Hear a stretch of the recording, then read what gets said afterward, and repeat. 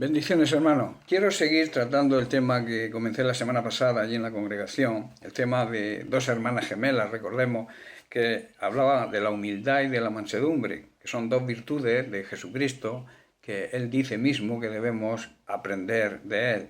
Y leemos en el libro de Mateo, el capítulo 11, verso 29, lo que Jesús dijo. Dice, llevad mi yugo, como un mandamiento, no es una opción, debemos llevar por obligación su yugo. Esto habla de unirnos a Él, de estar unidos a Él. Dice, llevad mi yugo sobre vosotros y aprended de mí, que soy manso y humilde de corazón, o sea, de verdad y no en apariencia, y hallaréis descanso, hallaréis paz para vuestras almas. Y definíamos la humildad como la virtud que consiste en el reconocimiento propio de nuestras limitaciones y también de nuestras debilidades, y obrar de acuerdo a este conocimiento. Y en el tema cristiano, en el tema espiritual, es reconocer nuestra dependencia de Dios.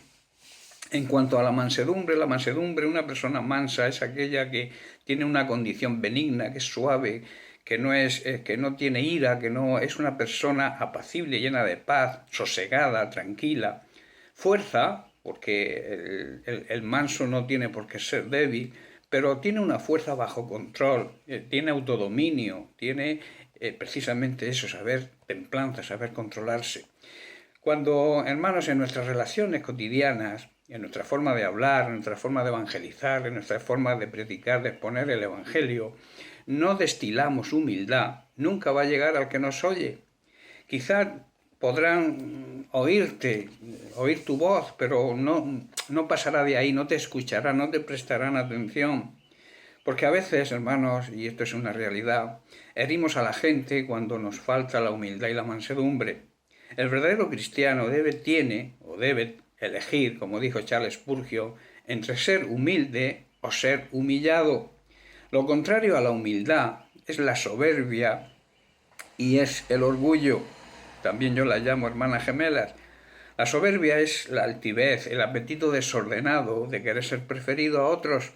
Y el orgullo es la arrogancia, es la vanidad, exceso de estimación propia, que suele conllevar muchas veces, y yo diría casi siempre, el sentimiento de superioridad hacia los demás. Decíamos también que el orgullo y la soberbia son como el mal aliento. Quizá tú no lo notas, pero los demás sí lo notan. Hermanos, estos sentimientos, el orgullo, la soberbia, engendran, aparentan a luz la envidia. Y la envidia es una tristeza o es un pesar de ver cómo otro prospera o cómo a otro le van las cosas bien. Al envidioso le duele precisamente esto, se entristece de ver que otras personas prosperan tanto en su vida, digamos, cotidiana, como también en el tema espiritual, e intentará quitarles mérito mediante la crítica, que la crítica, recordemos que es la inclinación a enjuiciar hechos y también conducta generalmente de forma desfavorable. Y también está la murmuración, que es hablar de alguien ausente para ocasionarle daños morales o daños materiales. Incluso hay otro grado mayor, que es la calumnia, que es la acusación falsa con el propósito de hacer daño. El envidioso, hermano, suele ser criticón, suele ser murmurador y también calumniador. Y son cosas que debemos, digamos, alejar de nuestra vida cristiana, porque no nos conducen a más que a la maldad, que es lo que hacemos cuando empleamos la crítica, la murmuración y la calumnia. Y por tanto Dios no nos puede utilizar a ningún orgulloso, a ningún soberbio y a ningún envidioso en su obra. Hermanos, el humilde sabe perdonar. La persona que ha sido perdonada, esta es una de las cualidades de la humildad, el saber perdonar. La persona que ha sido perdonada de mucho, y nosotros hemos sido perdonados de mucho, andábamos muertos en delitos, en pecados, y Dios nos regaló la vida eterna. Dios nos regaló por medio de Jesucristo la salvación, nos perdonó todos nuestros pecados. Entonces, de la misma manera que hemos sido perdonados, debemos tener la misma compasión y la misma misericordia con los demás que Dios tuvo con nosotros. Hace unos días compartir en uno de los pensamientos diarios, compartir sobre elegir sobre perdón o rencor, y quiero incluirlo en este mensaje de hoy. En Mateo capítulo 18, en los versículos 21 al 22 leemos: Dice que entonces se le acercó Pedro y le dijo: Señor, ¿cuántas veces perdonaré a mi hermano que peque contra mí? ¿Hasta 7? Jesús le dijo: no te digo, Pedro, hasta 7, sino aún hasta 70 veces 7. ¿Qué hacemos con los recuerdos de rencor? Recordemos que el rencor es un resentimiento que echa raíces en nuestro corazón, pero unas raíces fuertes que es muy difícil de arrancar, y que esto nos va a conducir a la amargura. La amargura es vivir una vida llena de aflicciones, llena de sinsabores, llena de mal humor y de disgusto. ¿Qué hacemos con este resentimiento tan profundo? ¿Debemos arrastrarlo y mantenerlo en nuestra vida?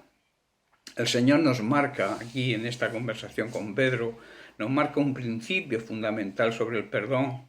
Nos marca que el perdonar no es una opción, sino una obligación, es un mandamiento.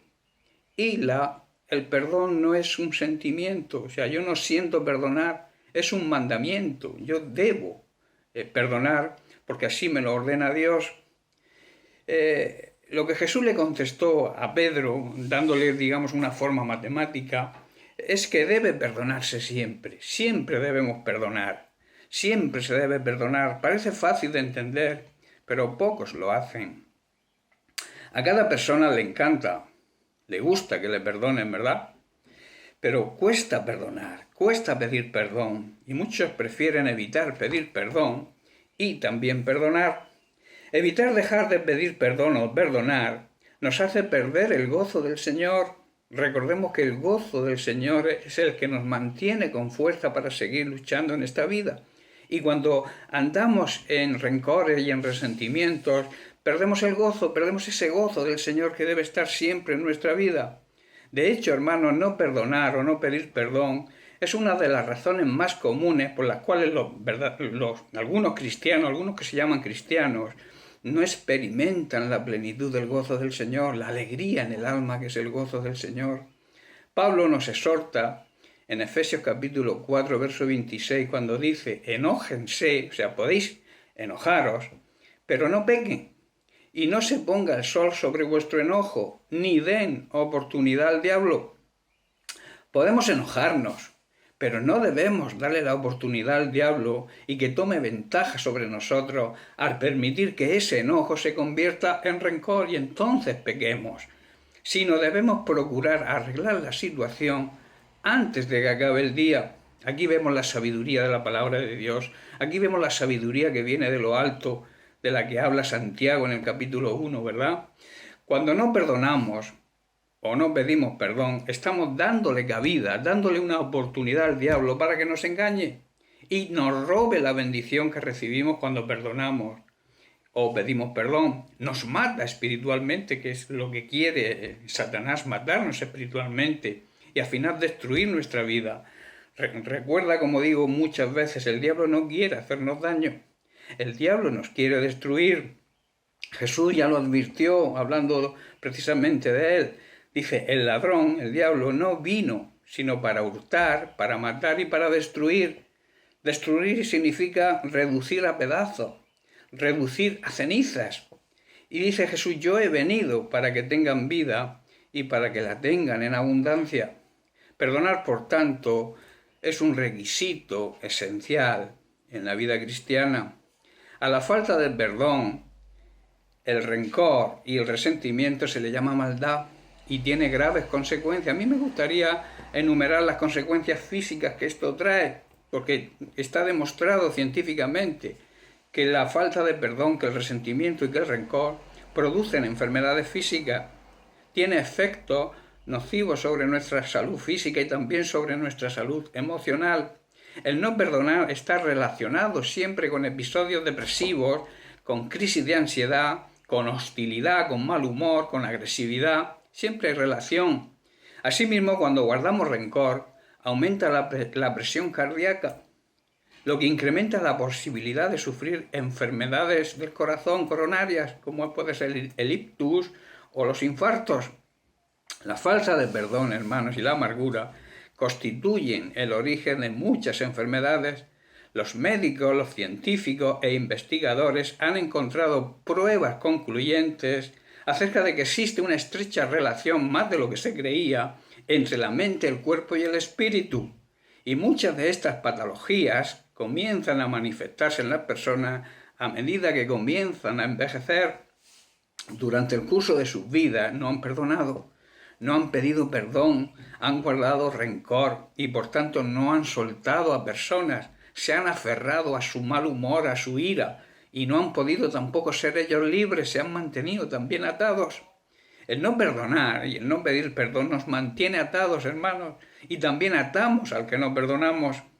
Después de muchos años, personas rencorosas, resentidas y amargadas han visto que sus cuerpos comienzan a verse afectados por esa amargura y por esa ira y ese resentimiento, produciendo graves enfermedades físicas como he enumerado antes, y también emocionales como la falta de paz.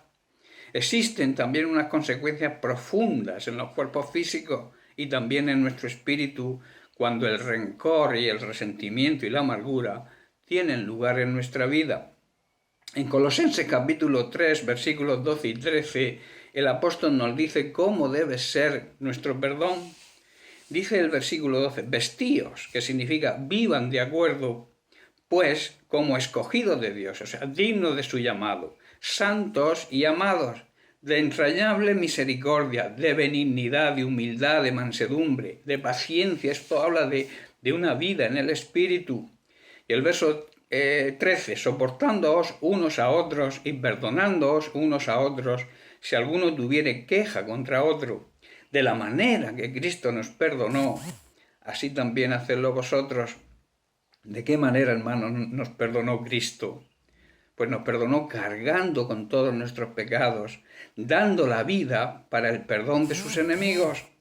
En Lucas capítulo 23, versículos 33 y 34, Jesús lo demostró en la cruz.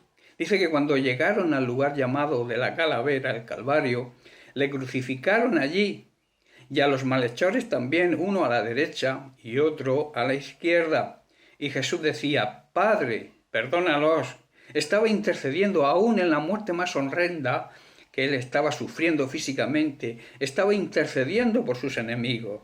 Dice, Padre, perdónalos porque no saben lo que hacen. Dice, y repartieron entre sí sus vestidos echando suertes. Hoy Jesús, hermanos, sigue haciendo lo mismo, no cambia. Su ministerio es inmutable. Está ejerciendo su ministerio de intercesión por los pecadores para que se acerquen a Dios. Ese es su ministerio hoy en día.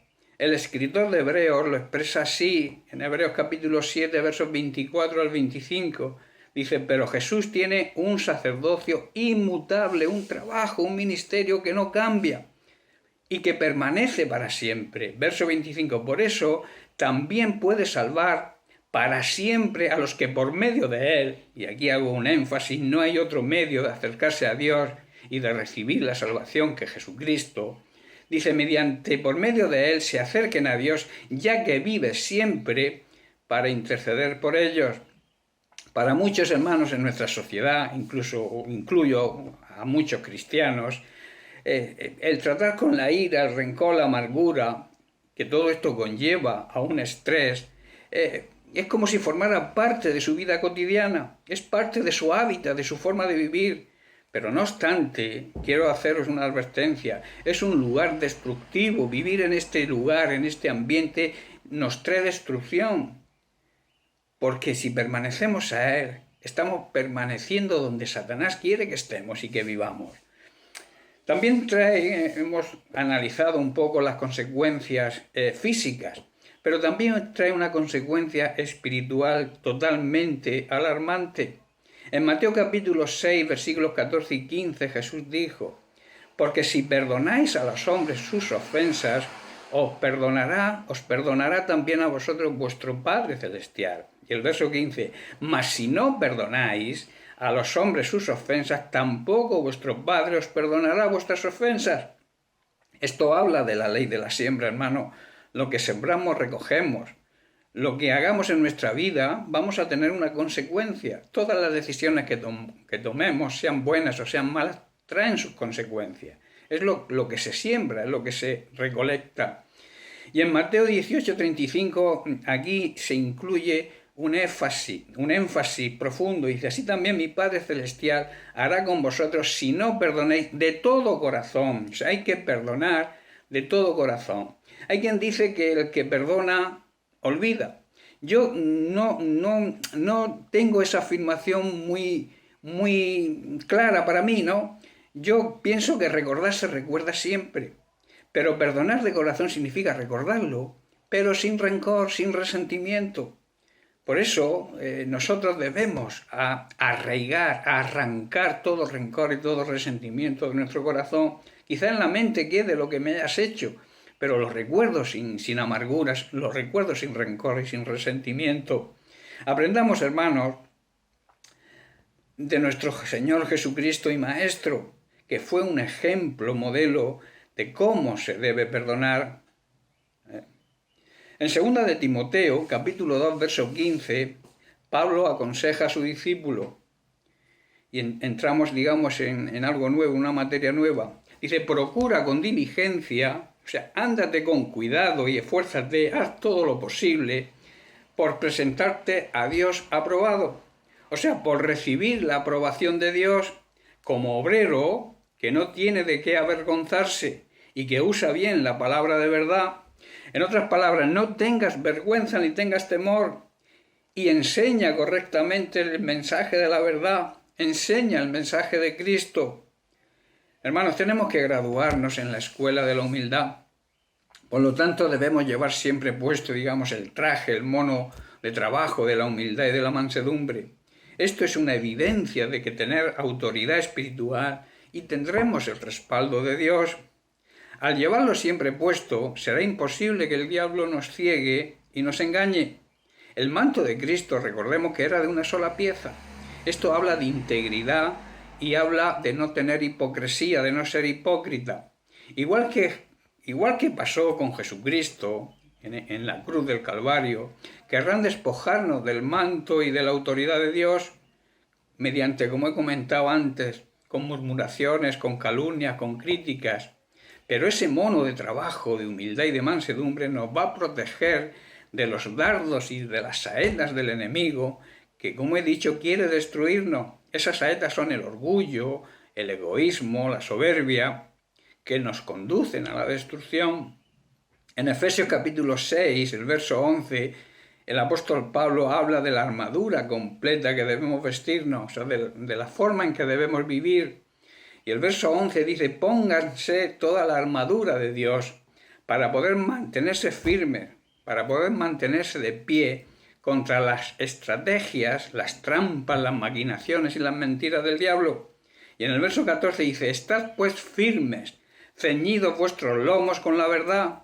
Esto habla de una posición, defiende nuestra posición. La verdad siempre va a defender lo que somos y dónde estamos, que estamos en Cristo. Y vestidos con la coraza de justicia. Esto habla de proteger nuestro espíritu, proteger. La coraza protege, digamos, el corazón. Espiritualmente hablando, protege nuestro espíritu. Y el verso 15, y calzados los pies con el apresto del Evangelio. El apresto del Evangelio, estás preparado, estás disponibles para predicar el Evangelio de la paz. Y sobre todo, tomad el escudo de la fe, con que podéis apagar todos los dardos de fuego del maligno. Y tomad el yelmo sabéis que es el casco que cubre la cabeza, de la salvación, porque esa salvación es el sentirnos salvos, es pensar en nuestra salvación, va a proteger nuestros pensamientos y nuestra mente y nuestra forma de pensar. Y también dice, coged la espada del Espíritu, que es la palabra de Dios. La palabra de Dios tiene que marcar nuestra vida siempre. Todos los que siguen verdaderamente a Cristo, hermanos, deben cubrirse con toda la armadura de Dios y, por tanto, al seguir a Jesucristo, aprenderán de su humildad y de su mansedumbre. Tenemos una gran promesa, hermanos. Todo aquel que lleve ese traje, ese mono de trabajo de la humildad y de la mansedumbre, podrá sentarse con Cristo en su trono. Hay una gran promesa ahí. La leemos en Efesios capítulo 2, verso 6. Pablo lo explica de esta manera. Dice, pues nos levantó de los muertos, o sea, nos resucitó junto con Cristo y nos sentó con Él en lugares celestiales porque estamos unidos a Cristo. Hermanos, si estamos unidos a Cristo, si hemos nacido de nuevo, si hemos renacido en Cristo, si vivimos una vida de obediencia y siguiendo su ejemplo, estamos sentados con Él en los lugares celestiales. Esto es una gran promesa. Hay una verdad central en esto, que Cristo es la cabeza y nosotros como su iglesia somos el cuerpo. Y donde está la cabeza está el cuerpo. Eso es una verdad central que podemos introducir en este pasaje para que entendamos perfectamente lo que quiere decir estar sentados con Cristo en los lugares celestiales. Tenemos, hermanos, que aprender en la escuela de la humildad, que nos hace cada vez más parecernos a Cristo. Y yo haría aquí una pregunta: ¿qué se aprende en esa escuela? Hermanos, se aprende de Cristo. En 1 de Juan 2:6 leemos, dice, el que dice que permanece, o sea, que vive unido a Jesucristo, el que dice que vive unido a Jesucristo debe andar como Él anduvo. O sea, debe vivir como Jesús vivió, debe seguir el mismo camino que Él siguió. Hoy día se predica un evangelio sin cruz, pero el camino de Jesús, los pasos que siguió Jesús, lo condujeron a la cruz. Y eso habla de que nosotros también debemos andar por ese camino para crucificar nuestro egoísmo, nuestro egocentrismo y dedicarnos plenamente al servicio de Dios. Hermanos, que la humildad y la mansedumbre debemos saber que no implican debilidad. Hay personas que cuando alguien pide perdón, cuando alguien, digamos, tiene mansedumbre, lo tratan de débil, pero no es así. La humildad y la mansedumbre nos hacen ser fuertes, sino saber controlar y tener control, dominio propio, eso es fuerza. Hermanos, se aprende también en esta escuela que nuestras armas no son carnales. La humildad es un arma poderosa. Aquel que la tiene busca la gloria de Dios y no la suya propia, la que se recibe de los hombres. Se aprende también, por tanto, que las armas espirituales siempre buscan la gloria de Dios.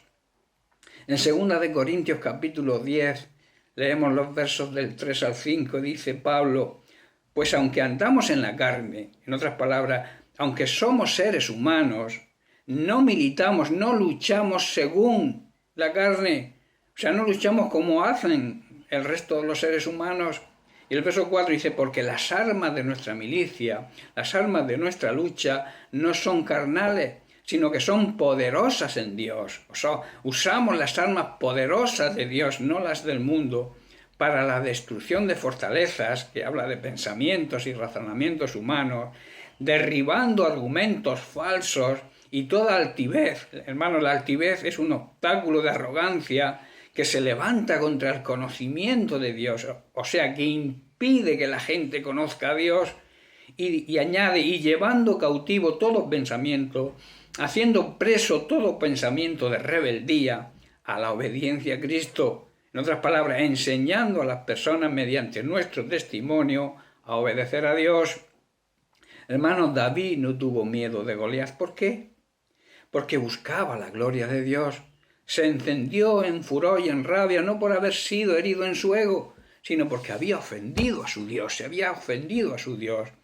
En 1 de Samuel capítulo 17, el verso 26 dice, entonces habló David a los que estaban junto a él, diciendo, ¿qué harán al hombre que venciere a este filisteo y quitare el oprobio, o sea, la presión, el desafío, la afrenta, la deshonra que estaba ocasionándole al pueblo de Israel? Dice, ¿por qué? ¿Quién es este filisteo incircunciso, o sea, pagano, para que provoque? ¿Por qué se le permite desafiar a los escuadrones del Dios viviente?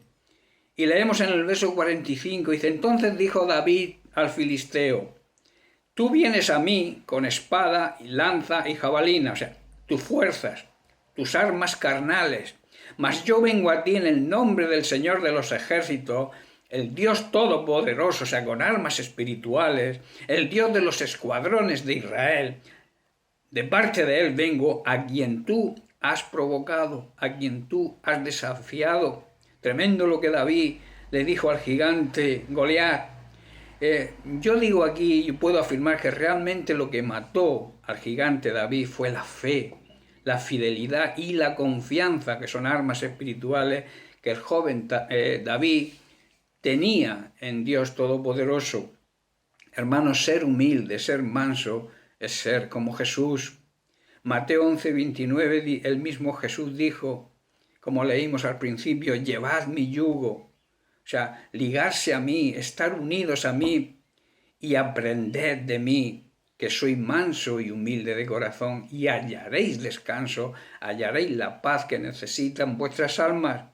Hermanos, vamos a tener un descanso espiritual aquí en la tierra durante el tiempo de peregrinación aquí en esta tierra, cuando no vivamos siempre tratando de estar a la defensiva, cuando no vivamos tratando de agradar a la gente para recibir su aceptación.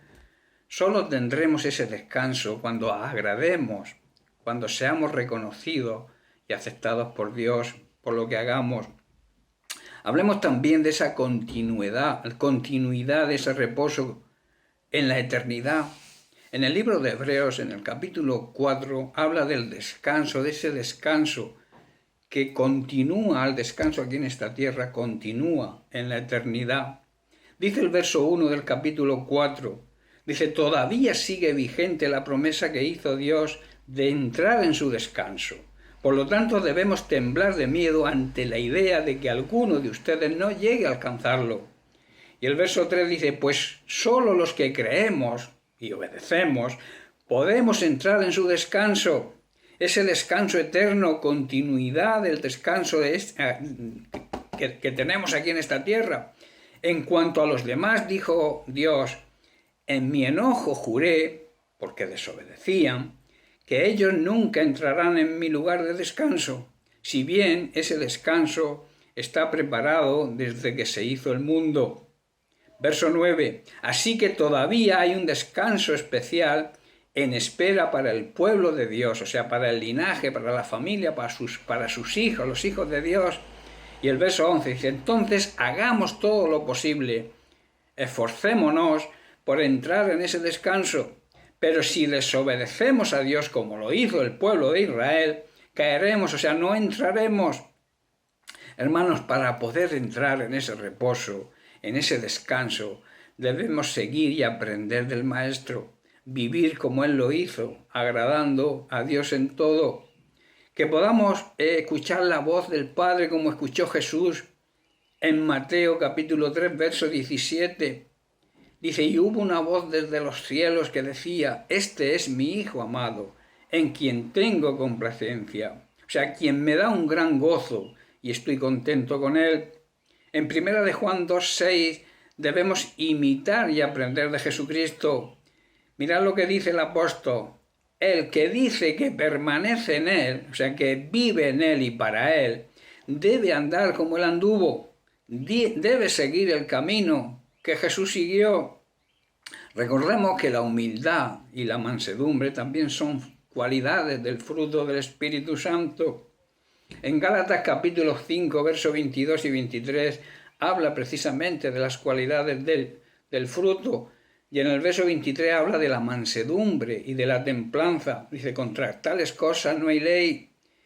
Nunca, hermanos, debemos tener un concepto de nosotros mismos más alto del que debemos tener, pero tampoco por debajo. Esto habla de baja estima y autodesprecio. No debemos estimarnos por debajo de lo que somos.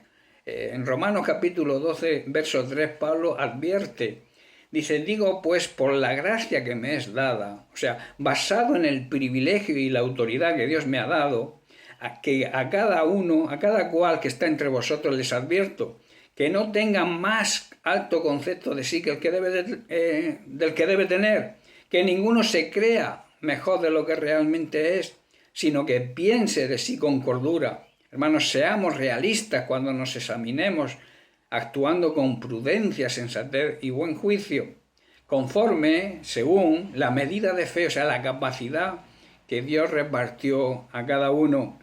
Hermanos, en la escuela de la humildad aprendemos también que la persona humilde ni se envanece ni se autodesprecia. En 1 Corintios 13:4 Pablo advierte, el amor es sufrido, es benigno. El amor no tiene envidia, el amor no es jactancioso, o sea, no es fanfarrón, no se cree más que nadie, ni se envanece, o sea, no es orgulloso, no se infla como un pavo real, no se pavonea, de ahí viene la palabra pavonear. Sabéis que el pavo real, cuando se siente o quiere aparentar su grandeza, extiende su cola y se infla y se pavonea, ¿no? Pues a muchos creyentes, a muchos seres humanos les ocurre eso, les invade ese envanecimiento que los lleva, que viene de ese orgullo y de esa arrogancia que a veces tiene el ser humano. Hermanos, tampoco debemos menospreciarnos, tenernos en poco. Dios dice que somos un especial tesoro para Él. En Éxodo capítulo 19, verso 5, dice, ahora bien, si me obedecen y cumplen mi pacto, ustedes serán mi especial tesoro entre todas las naciones de la tierra, porque toda la tierra me pertenece. Dice que toda la tierra es suya, pero Él nos tiene a nosotros como su especial tesoro, cuando andamos en obediencia y cumplimos nuestra parte del pacto.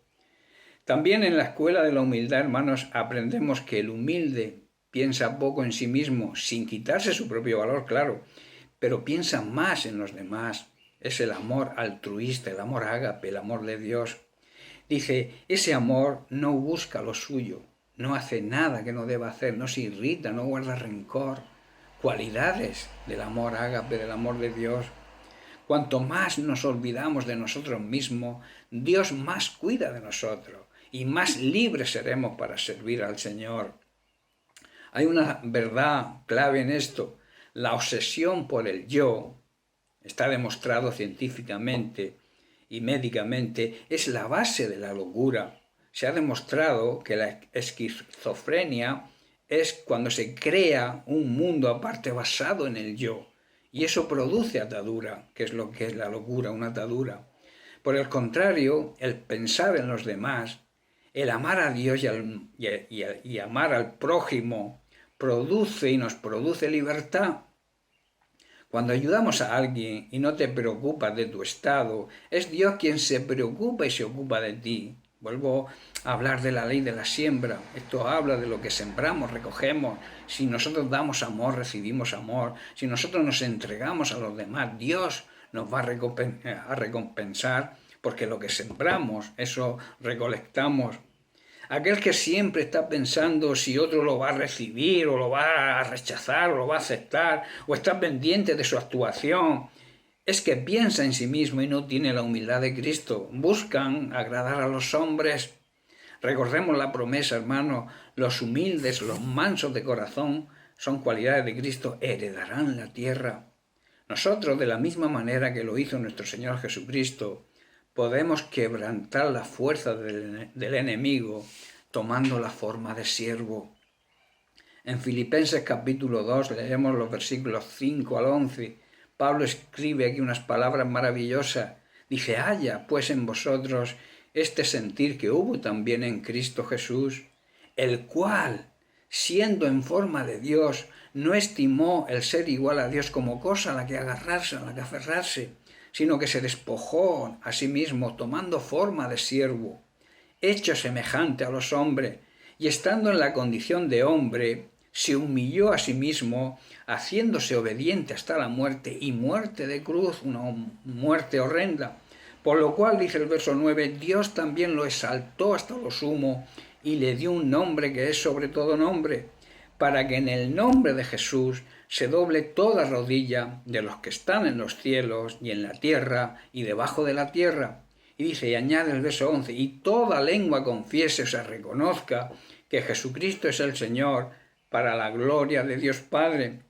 Hermanos, como conclusión, porque ya estoy terminando, antes de concluir con este mensaje, quiero hacer algunas recomendaciones para así poder poner en práctica las cualidades de la mansedumbre y la humildad que Jesucristo dice que debemos aprender de Él, y también que debemos anunciar a las personas que nos rodean mediante nuestro testimonio. Hermanos, cubiertos con el manto de la humildad, y si queremos aprender a seguir e imitar a Jesucristo, tenemos que renunciar a algunas cosas. Tenemos que renunciar, por ejemplo, a irritarnos por cosas insignificantes. Tenemos que renunciar a juzgar y condenar a los demás. No somos jueces y muchas veces condenamos incluso en cosas que estamos haciendo nosotros. También a la autojustificación debemos renunciar, a argumentar en nuestra defensa para justificarnos. Jesucristo dice que no abrió su boca ante los que lo estaban trasquilando, ante los trasquiladores. También debemos renunciar a la crítica, a la murmuración y a la calumnia. Debemos renunciar también a hablar cosas vanas, a cosas vacías que no edifican a nadie, a hacer lo que quiera hacer mi cuerpo, nuestros instintos carnales. Por el contrario, tenemos que sacrificar nuestro cuerpo, o sea, santificarlo, dedicarlo, apartarlo y consagrarlo para que sea un instrumento de justicia y templo del Espíritu Santo. Hermanos, recordemos que la promesa es que a los humildes les pertenece la tierra. En otras palabras, Dios la entrega a la tierra para que sea conquistada para su reino y para su gloria. Y los humildes también son acreedores de todas sus bendiciones. Ser humilde, y ya termino, ser humilde es vestirse, es vivir con ese manto, con ese mono de trabajo, de misericordia, de benignidad, de humildad, de mansedumbre, de paciencia que poseía nuestro Señor y Salvador Jesucristo y que debemos aprender de Él y después proclamar, alzar la voz, mediante nuestra voz, sí, pero también mediante nuestro testimonio, nuestra forma de comportarnos, que tiene que ser de acuerdo a la palabra de Dios, siguiendo estos principios, aprendiendo de Jesucristo esa humildad y esa mansedumbre que lo caracterizaban. Nosotros como hijos de Dios, como seguidores de Jesucristo, tenemos que imitar, tenemos que aprender de Él para poner en práctica todas estas cosas que necesitamos para que Dios se pueda complacer con nosotros, para que Dios se sienta orgulloso de nosotros y poder decir cuántas veces podremos decir que honramos a Dios mediante nuestra obediencia, que honramos a Dios mediante nuestra imitación a Jesucristo. Hermanos, que Dios les bendiga, que tengáis un feliz día y que Dios reparta esa paz tan necesaria en estos momentos que estamos atravesando. Dios les bendiga y un abrazo para todos.